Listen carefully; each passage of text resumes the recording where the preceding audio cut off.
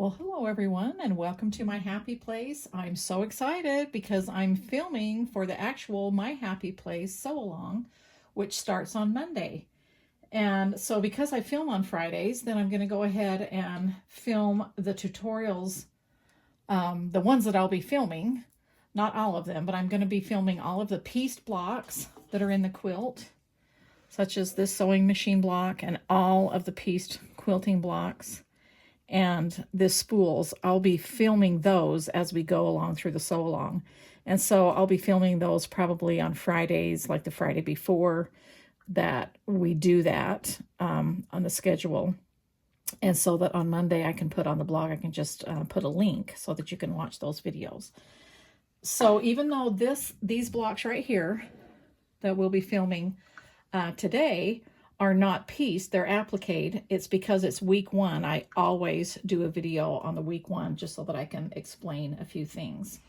And so as you saw in the opening video, you saw all of the photos that I posted in my Be Prepared post, which is on my blog, which I will leave a link to here below the video description. If you have not been to my Be Prepared post on my blog, where the sew-along does take place, then you'll need to go there and read that and read about all of the supplies and everything like that. This is the sew-along guide that you can download, and within that, it lists all of the supplies, all the fabric requirements, the yardage, and everything like that.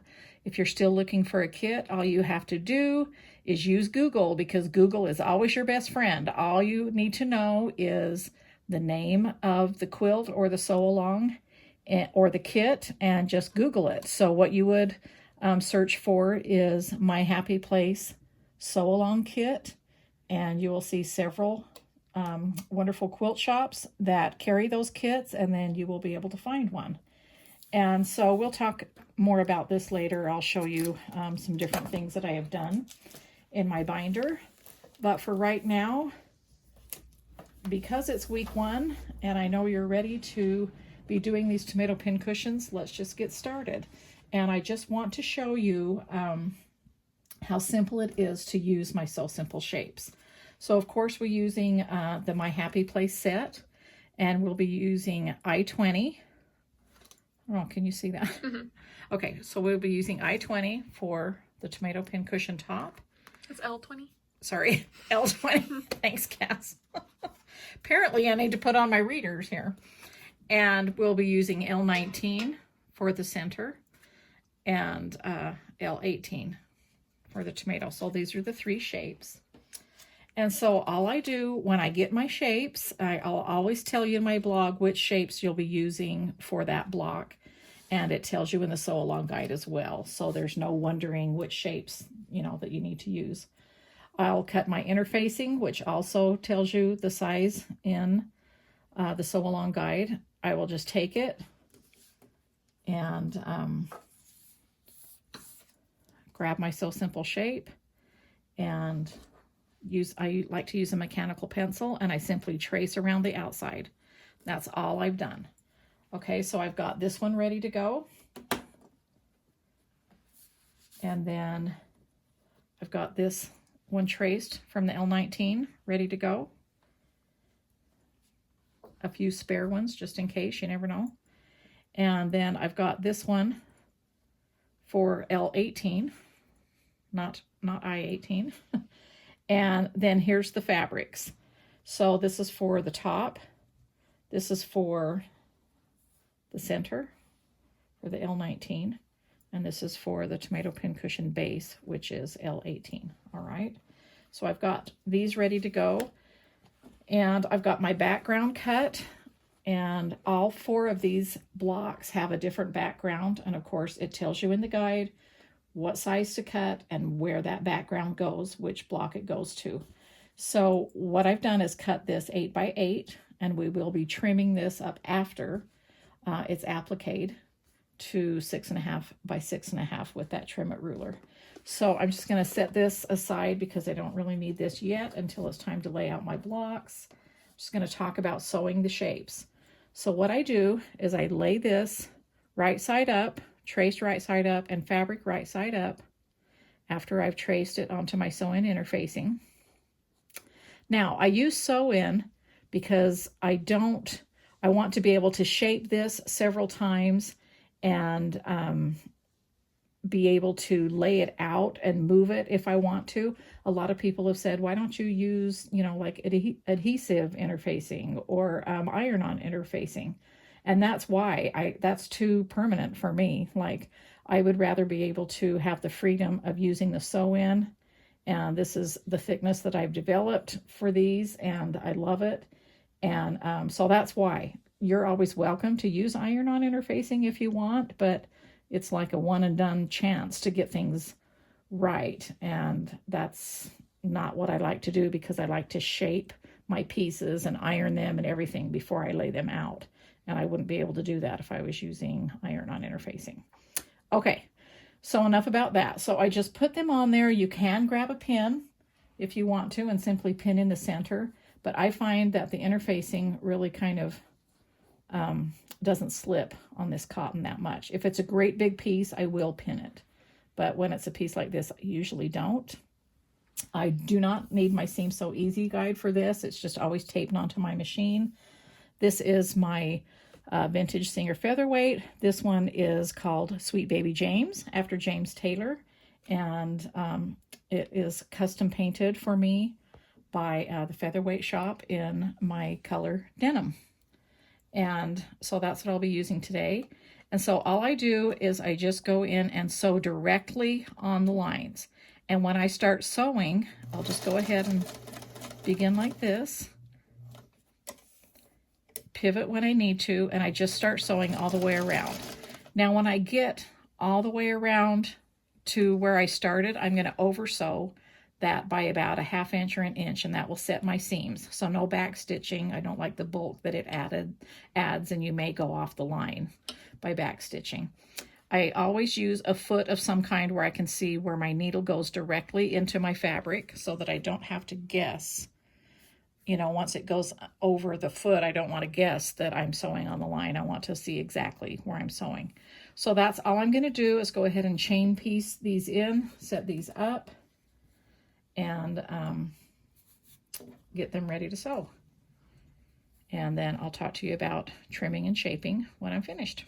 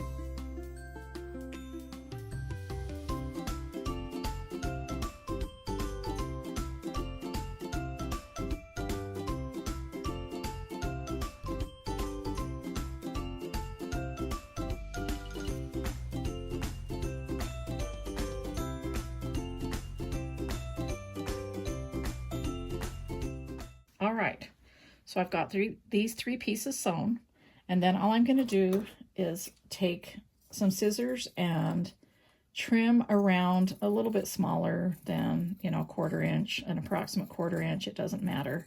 We've already sewn, so it doesn't matter how large the seam allowance is. You just don't want it too big. So that's about what that looks like. I just continue trimming like this, and then I've got 2 areas in here that we need to clip. So I'll tell you about that as soon as I finish this trimming real quick. Okay, so what I do is I take smaller scissors And I'll just do one clip from here to where I sewed, okay? Not into the thread and not past it, but just clip to there so that it will lie flat when this is turned right side out. If on accident you clip through the thread, now's the time you just hurry and run it through your machine over again to kind of secure that before you turn. And so on this one, I'm going to trim all the way around, and I'm going to clip those cleavage areas right there to that point as well, just one clip. And then after I get to that point, then I will talk to you about turning.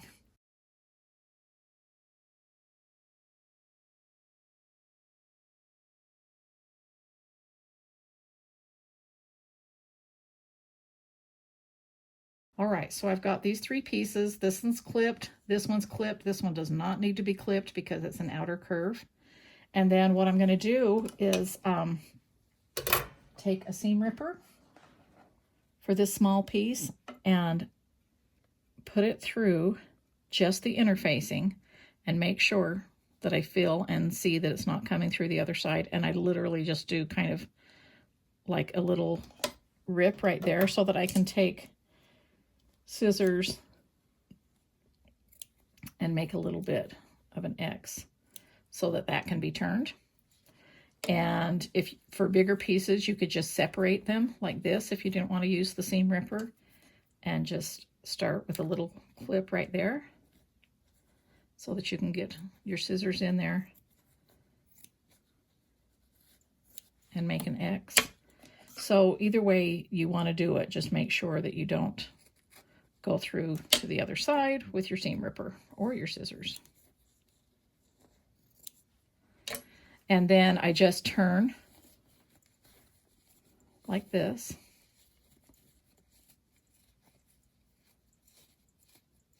Use my finger as much as I can. And then I grab my Clover turner here. This is by Clover, and I love it. And what I do is I just have the interfacing facing me, and then I'm just taking the tip of this turner and gently pushing out on the fabric only, not the interfacing, but just in the front where the fabric is, so that I'm going all the way around so that I'm pushing out so I can see my stitches where I stitched. That way I know that if I sewed right on my marked line of my when I traced, and now I'm pushing it out so that I can see my stitches, that means that it's going to be shaped exactly the size of the template here, which is what the goal is. Now, sometimes on curves, you feel like you know, it's not as smooth as you would like it, but that's where I just push on this very gently. Okay, if I push a hole through it, you could glue it, kind of those frayed edges, over to the side, or you simply could, this big piece like this, you could turn right side out again and re-sew it and then turn again if you want to. So, you know, you can fix a piece. But keep in mind that I wouldn't try to shape this too perfectly, because look what's going to happen with this. You're going to put it up there, and the tomato pincushion top is going to cover that anyway. So I would only worry about, you know, making that smooth down here. Now, when I get to this point, I usually will take my roller and just kind of set those edges, crease those. And because it's 100% cotton, that will crease, and it will be you'll be hard pressed to try to push those out again after I've creased that. So that's good. And then I'll take it over to my iron and just press it even flatter. And totally optional, of course, you can use the quilter's clapper to let it dry faster. Well, I shouldn't say dry because there's no moisture on there. I do not add steam to this. I meant cool. So this will help it to cool faster. And because it cools faster and the weight of it is down on there, that means it will go flat. So that's what that piece looks like. It's ready to go, and I'm going to go ahead and turn and press and shape these as well.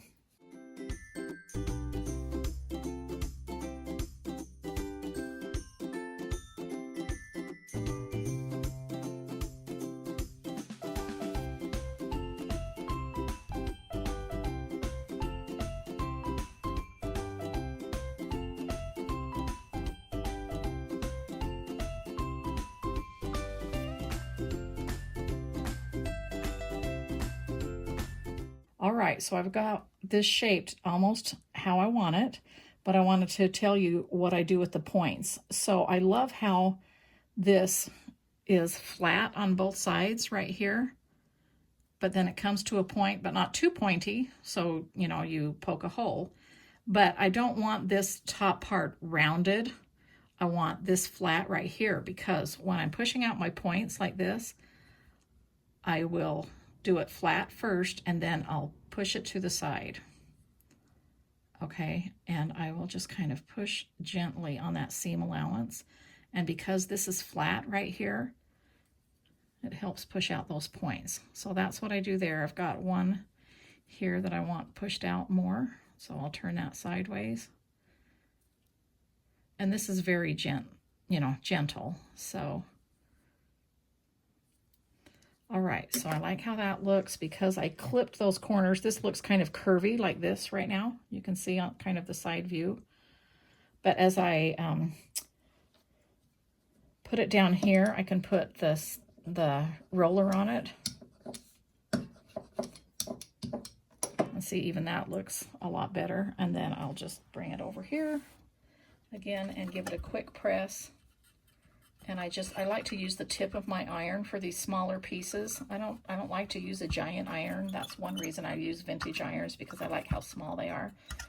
Because I often use small pieces and I don't like them to get buried under the iron. I mean, I can't even see what I'm doing. So that's what I do with those pieces right there. Okay. And if you want to see about my vintage irons and why I use them and how I use them and how I find them, then I do have a video here on my channel all about my irons. When I tell you about how I make my DIY ironing boards here, I talk about the irons in that video. All right, so I've got these 3 pieces ready to go.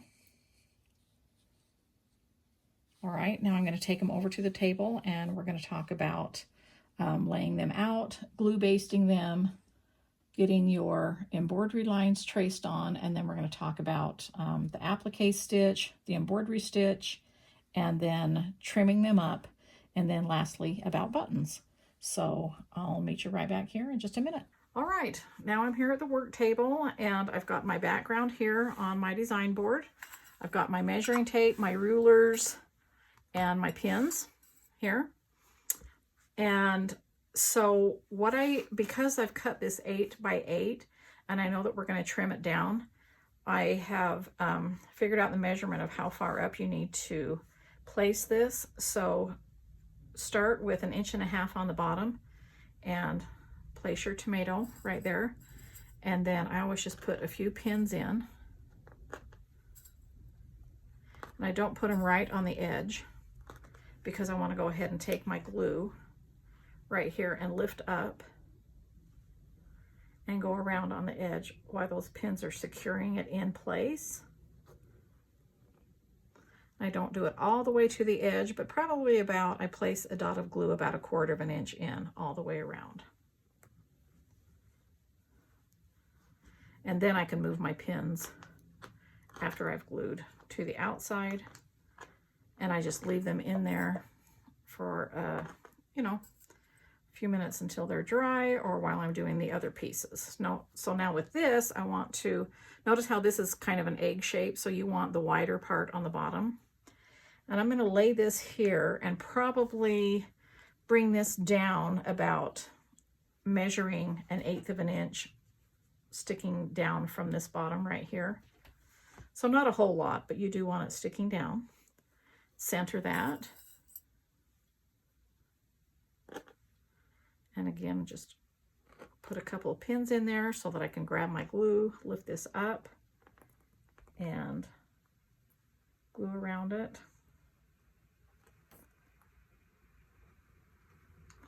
And this glue, when you use this, is it's permanent, but not too permanent, meaning you can reposition this if you need to. If you've done everything and you're looking at it going, oh, I really wish I would have, centered that better, or it needed to come up or down, you can gently pull this off and you know, reposition it and do it again. Okay, I'm not going to put a pin up there because I want to put the tomato top on. So now for this, we're going to have this, let's see, let's measure this down probably about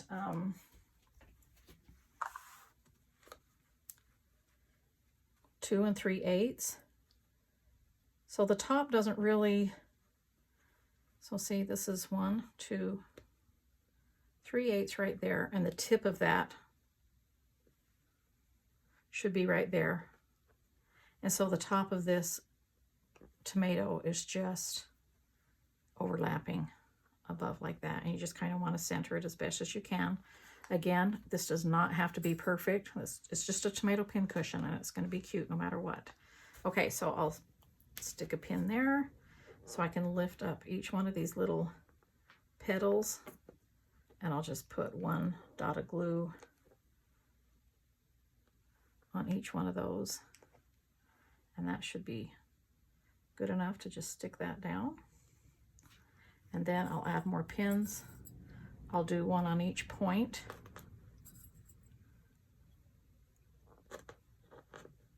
And I love these pins. These are my applique pins, not my mini applique pins, but these are my applique pins for my Pretty Pins set.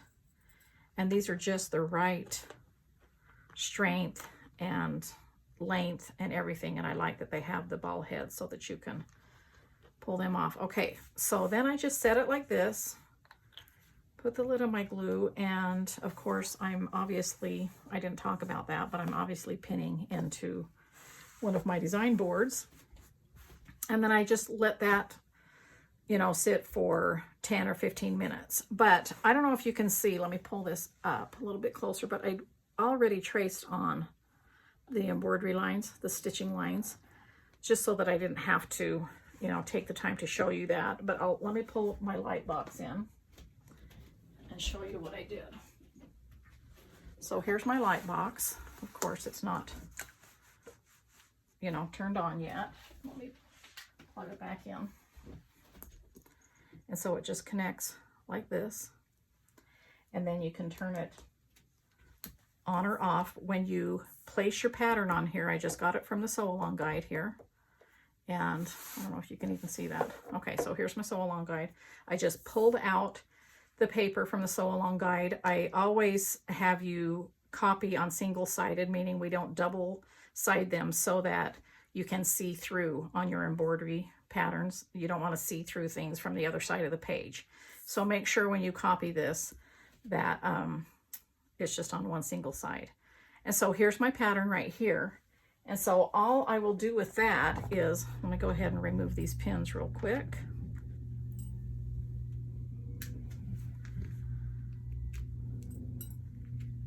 All right. Because I want to take this off the design board like this. Okay, now I can turn this on really quick. And see how I've given you guidelines right here. So you just line that up with those guidelines and you can see through it. And then you can see right here where the pins, all you have to trace is just these lines for the pins. And what I like to do with that is I grab a mechanical pencil right here. And I do like to use my ruler, and I'll just put my ruler there and I'll go ahead and trace a really nice straight line so that I can see it. You can trace it as dark or as light as you want. The pencil marks do not come out, but they don't need to. I'm just doing a gray running stitch on here with 3 strands of floss. It's going to cover that up. Let me turn this light off so it's not. But anyway, so that's what I do. I use my washi tape to tape the pattern to my light box. And then I also use my washi tape, like when I put the fabric on so that it didn't slip. I normally, you know, did this beforehand so that it all lined up. I just put this across the corner like this, like 2 corners, just to make sure it doesn't slip for when I'm putting that on. And that's one of the great uses that I have for my washi tape. And then when I pull it off, I just go like this, very gently, pulling it off that way. See, doesn't leave a residue, does not leave a residue on the light box. either. Just pull that off, and it pulls off of the pattern as well.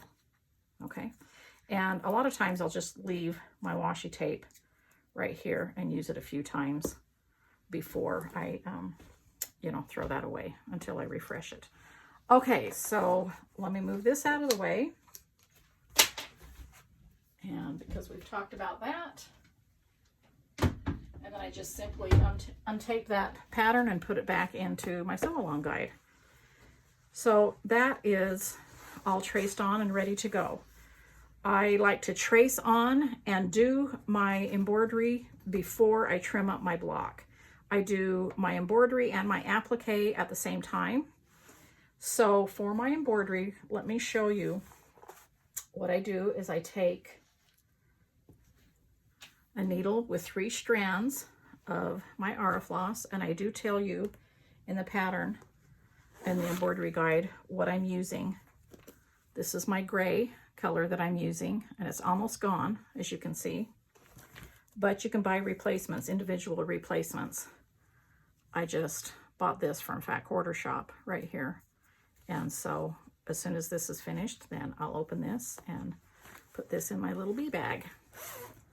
So I have 3 strands ready to go, and I'm just going to quickly show you how I do a back stitch. And then I'm going to show you how to applique like this one edge or something. But normally I would applique first, but I've got this ready to go. It really doesn't matter. So what you do with the back stitch, I just want to make sure you can see this. Cass, is this close enough? Mm-hmm. I'm going to knot the end. Okay, I did knot the end. This is 3 strands. I'm going to come up right here, maybe a little bit behind the tomato so that you can, you know, so that there won't be a gap. And now this is going to be kind of hard because it's far away from me, but I'm just going to make a stitch probably about 1/8 of an inch long from where I came in. And then I'm going to put my needle in another 1/8 of an inch. Okay, is that clear? And then I pull it up. And because I brought my needle out at the same time as I went in, that's set up for me to go right back in to where I came up. So this is why this is called a back stitch, because you're always working on top of your work. I'm not turning this over. I'm always working on top and doing my stitch. This thread should be centered in both sides of the needle where it goes in and out. Okay, and then you just pull that up, and of course you can do this much faster when it's closer up and not a foot away from you. And I just go right back in exactly where I came up, set up my next stitch, and by making sure that that thread is right in the middle of that, that means you're going to get your stitches even. And that's kind of my little trick, how I always do that. I always make sure that my thread goes down the center of where I go in and go out so that my stitches always end up even. Okay, and so that's, again, a back stitch, and that's why it's called a back stitch, because you're going back again into where you came out. And I like to set up that way. All right, so I just do that.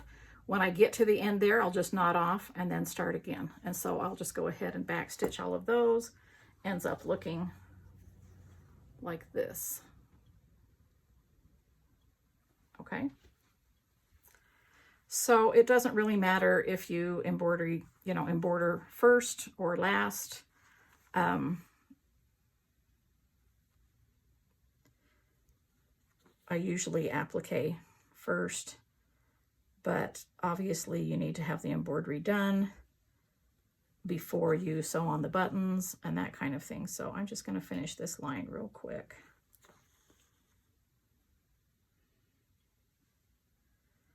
As well as I can see far away from me.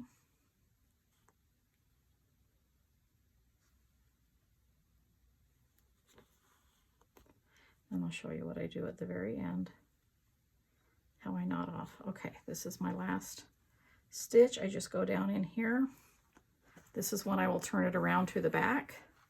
This is what it looks like on the back. And I'll put my needle through there to make a loop. And before I pull the loop through, I'll put my thread through that loop. And I'll do that a couple, 3 times just to make sure that's secure. 2 times I think is going to be plenty for this. And remember, I'm going to sew a button on top of that a little bit later. But so that's how I do that. That's how I do all of the outlining and everything, all of the embroidery, if they're just lines as a back stitch. But I'll always tell you on the guide, plus on my blog post for that week, for that block, if it's a back stitch or, you know, what kind of a stitch you need to do. All right, so for the applique stitch, what I do with that is I use matching thread to my appliques, not my backgrounds. So that was Aurifloss that I just showed you, okay? So that was in these little spools and comes in my little set that you saw in the beginning in the video, and it's also in my Be Prepared post. But this is the thread that I use for applique. Now, when I say applique, I mean I use this for machine applique and hand applique, either or. There are 2 weights in here. This is the ones with the orange is the 50 weight, and the ones with the wood, like these 2. Let's see, I think I've got these switched places. This is 80 weight. 80 weight means it's a little bit thinner. The reason 80 weight is used a lot for applique is because it's thinner, so you can hide your stitches better. But that doesn't mean that, you know, you can only have to use 80 weight or whatever. I use 50 or 80, and either one can go in your machine, in your top bobbin, if you're going to machine applique. Just put the color in the top bobbin, in the bottom bobbin, you know, just use like a neutral thread that you use to piece. I use either a white or just a very light tan color or something in my bobbin. And so you can machine applique. I will leave a link on showing you how I machine applique. I just use a very tiny zigzag stitch for that. For hand applique, I have in here, I've got my little Bob Ross needle minder. I have my applique pins, needles. This is my needle case. They do come in tubes as well, but I have 6 different kinds of needles for different purposes. On the back, it tells you what those purposes are for and what I use them for. Now, these are my applique that are these, come in the mint green tube, and they're straw needles, so they're very thin, and the eye is very tiny. If the eye is too tiny for you, you could use the sewing ones. That's totally acceptable. They're still long and thin, and this has a wider eye, so you could use the denim colored ones, and they also come in a tube. So what I do is I just load a matching thread up, single. I will put a knot in the end. Okay. Let me pull my, well, I usually leave those scissors in there. This is kind of my thing, so I can just open it up. I did want to tell you too, you can also buy these singly. I do have a key up here, meaning just like, remember when you buy a box of chocolates and it tells you what chocolate is what flavor? That's what I do right here inside the lid, so you can see that this says 1114, so that's 1114, meaning, yeah, you can see that on the spool. But what if it's misplaced, or what if it's you've used it all? And that way you know where that goes and you can order them singly. All right, so that's my Be Happy Aurifil. So I've got some thread loaded up here.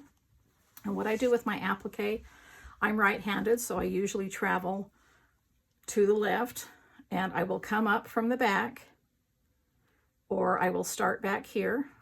Okay, I do have a knot on the end. And when I come out right where that applique is folded. Can you see that? So I'm coming out right onto the fabric in between the interfacing. I pull that up, and then I'm going to go right back down where I started. And so that is a very tiny stitch, meaning you only have the opportunity to see your stitches from here to here. A straight stitch. Now I travel across the back and take a little bite out of the edge. So what's so fun about my Sew Simple shapes, they're already turned and sewn. All I have to do is just take a bite out of that edge. Okay, and I go straight back down in. I hope this isn't too fuzzy when I'm getting close. Nope, it's good. And I'm going to travel across. I don't have to make really tiny stitches, even though this is the same stitch, meaning when I say tiny, I mean I don't have to put them too close together. The tiny stitch comes when you come out of the edge of the applique and go right back into the background. So I'm coming up through the applique, taking a bite out of that, and then going right back down where I came from. So that's a short stitch, but I'm traveling because the edges are turned under. That's what I meant by you don't have to do it too tiny or too close together. The edges are already turned. Those are not coming apart. You're just simply trying to sew this down. If you're doing needle turn, like, you know, I like to do too, and I've done with more intricate, and I've taught needle turn applique for many, many years, the traditional needle turn, then you do need to do your stitches closer together because you're turning your seam allowance under as you go.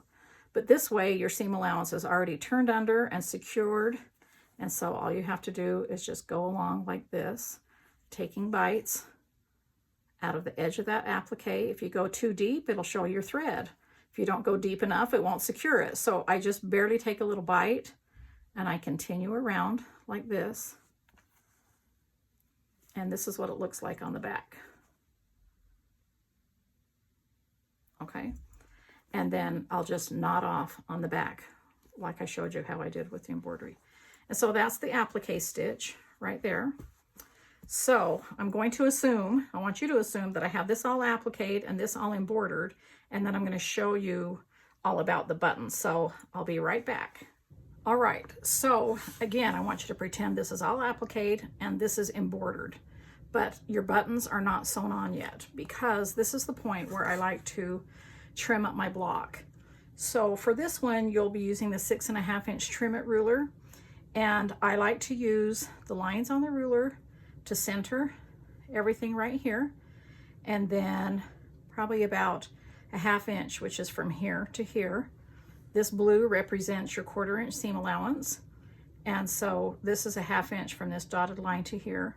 So that's where you want your tomato here, and I want to leave plenty of room up here. It might look like you have a lot of room, but remember, these are all embroidered, pretending, and all the buttons are going to go on the top, so there's room for that. So what you're going to do is, I like to use one of my smaller mats, and I just trim up one side,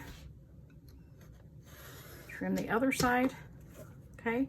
And then I just, without moving the ruler or anything like that, I just drag my mat and turn it. And then all I have to do is, oh, and I pressed it from the back. I forgot to tell you that. I press it from the back and let that cool before I trim it up.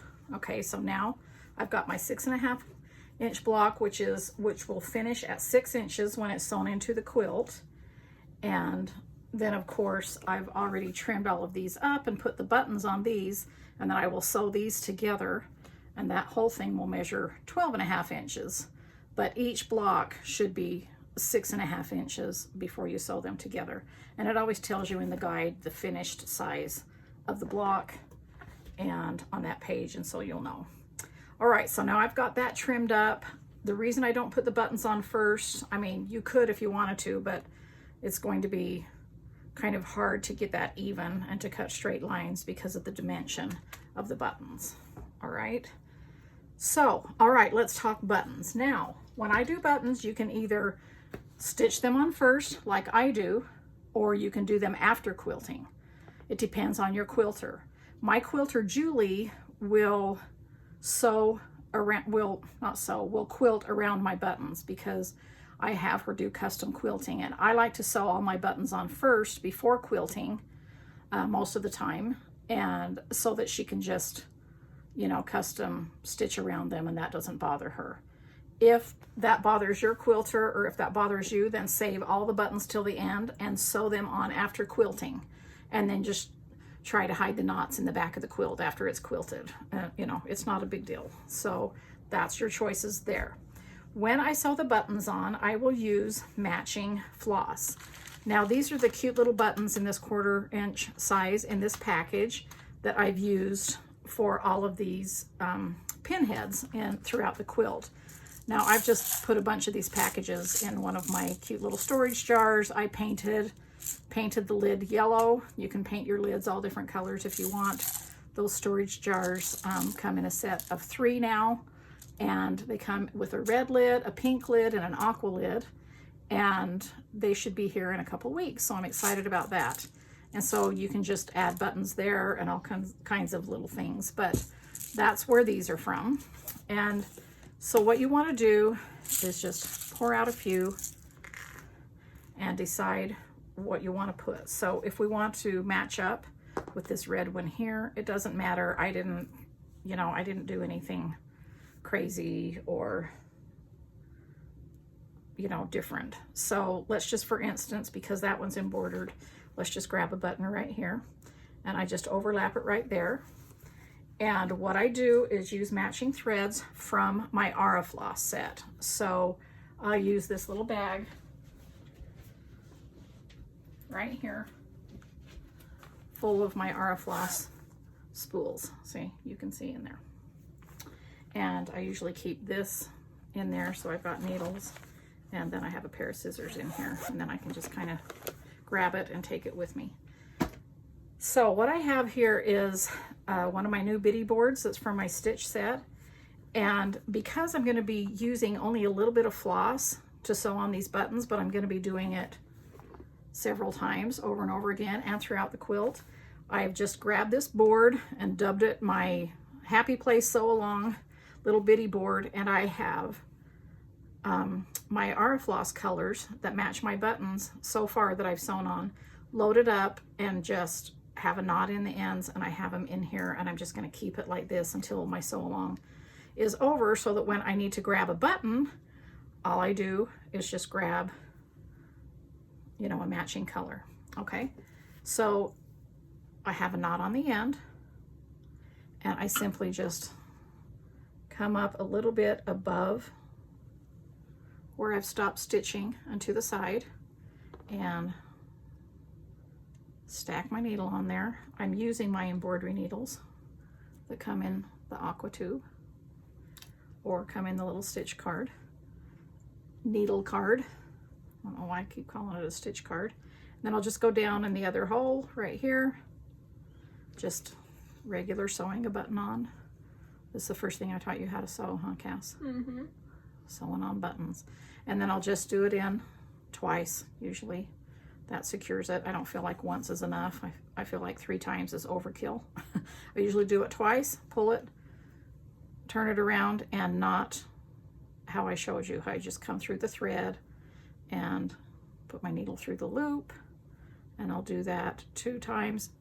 But what I don't think is overkill when you're sewing a button on is 3 times. So I usually do a 3-time knot with my buttons because I do not want them to pull off. Okay, and then I'll just snip that, and I just continue going around picking my buttons, colors, and simply grabbing this little floss thing. I often do this for cross stitch as well. I load up several needles, and so that's kind of fun. All right, so that's about the buttons. That's what those will all look like, and pretty happy about that. It's pretty fun to work with all these colors and making this quilt to hang right here in my happy place. All right, let me set these aside because I'll bring a few other things in. I want to talk to you about, before I set it aside, I do want to show you one more thing.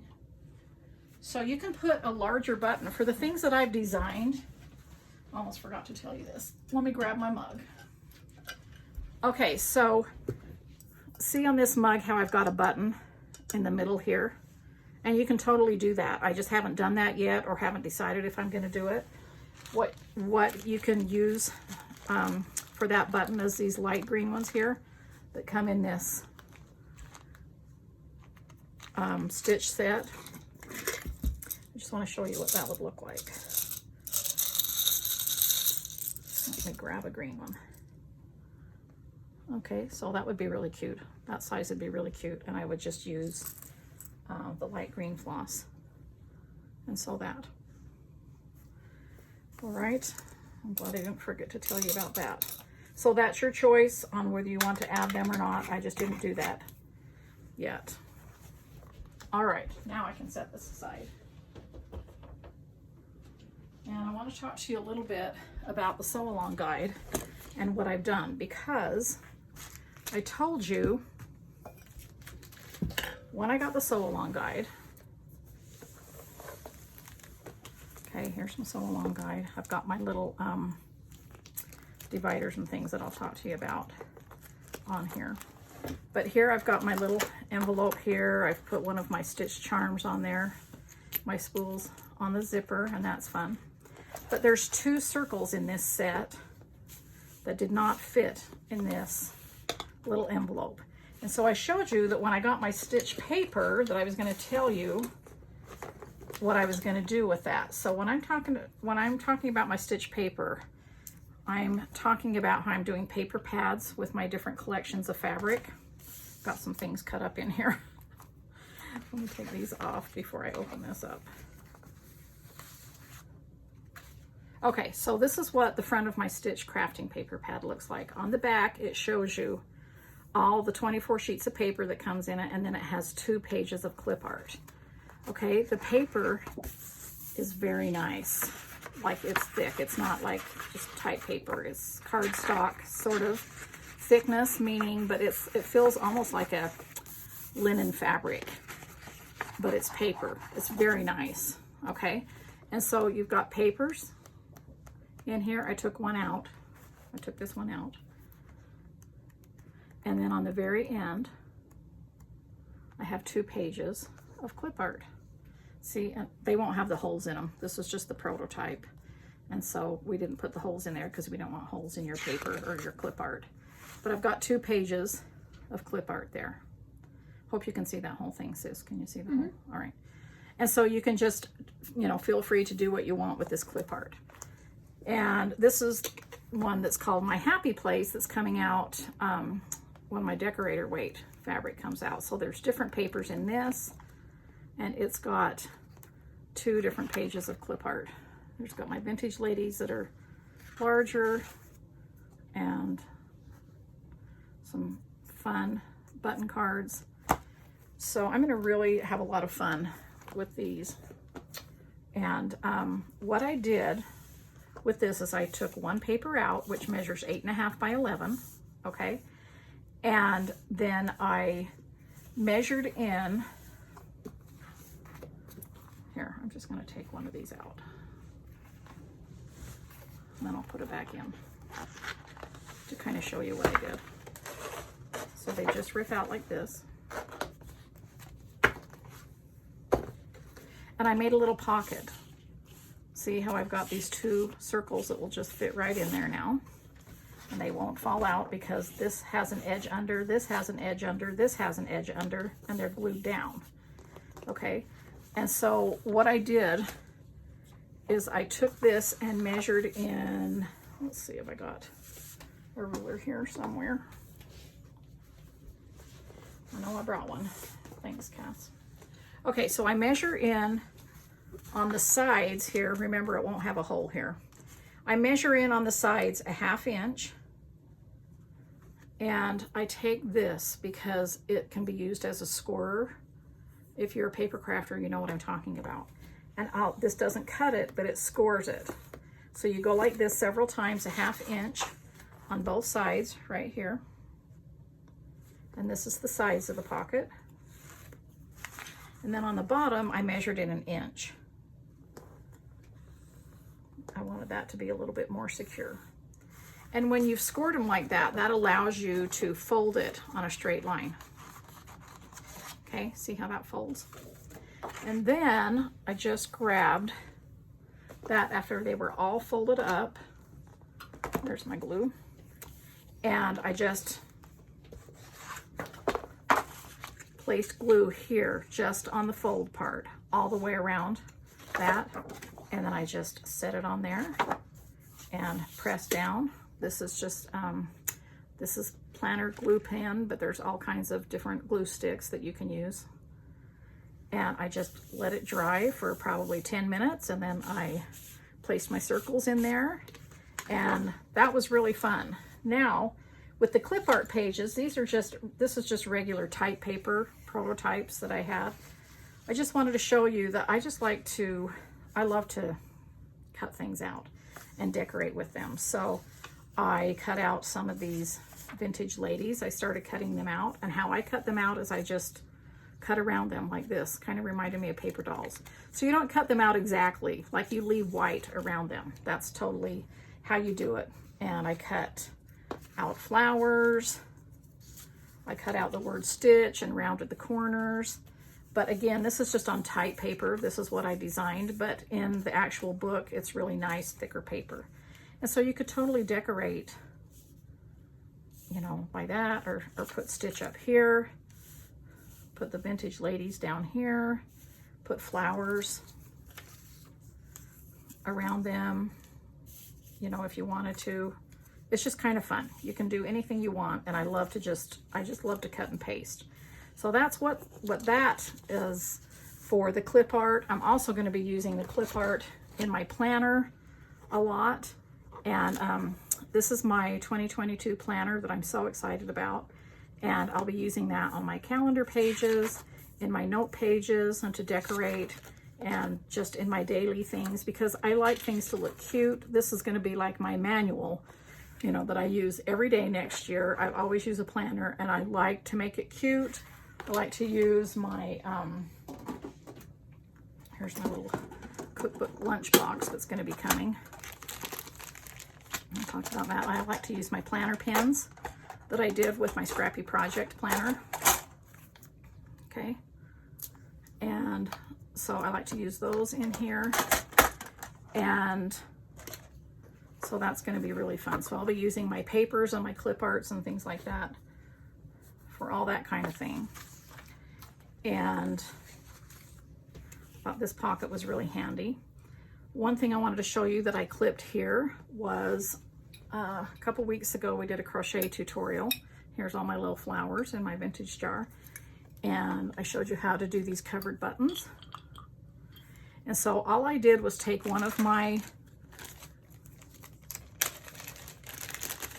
little paper clips here. They're kind of an overlarged, you know, oversized, whatever you want to say. This one's hooked. Let me just grab a single one in this bag. Now these come in my office set. Okay, and they're shaped like that.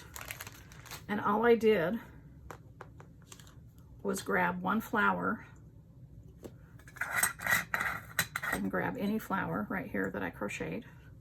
I'm making a clip out of this so that I can use it to decorate. I mean, you can get any covered button that you want. And you just, there's no sewing or crocheting or anything. You just get this because it's got a shank on the back. And you just literally put that on there and wind it all the way down. And now you've got a clip that you can put on the edge of your pocket or on the top of your pages or anything like that. And that's really fun. So I kind of wanted to show you that because I made that little one for right there. And I love to decorate my binder. And the other thing I did was these also come in my office set.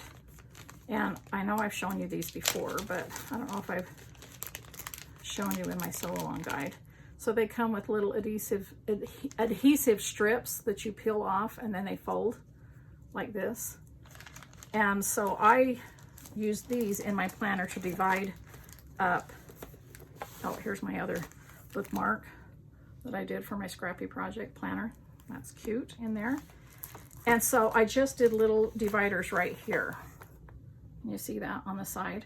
I can label them, I just haven't done that yet. But so that I can go to the cutting on this one. And because I'm keeping everything in sheet protectors, I simply just stuck them on the sheet protector instead of the paper. And it works just as well. So I know that if I do that, that's the cutting. I turn here. This is my shapes. This one goes into the quilt and the layout when I want to look at that. And this one goes into the pieced blocks. Okay, and starts talking about them. And then this one is the last one that goes into my notes. So those are kind of handy to use.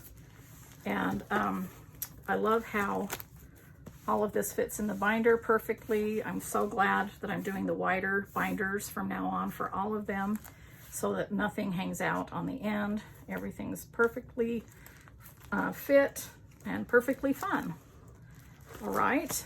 Okay, so that's how I'm storing those circles and all about that fun stuff. Okay, so the last thing I want to do is announce the winner of my video that I did 2 weeks ago, which I showed my schoolhouse block.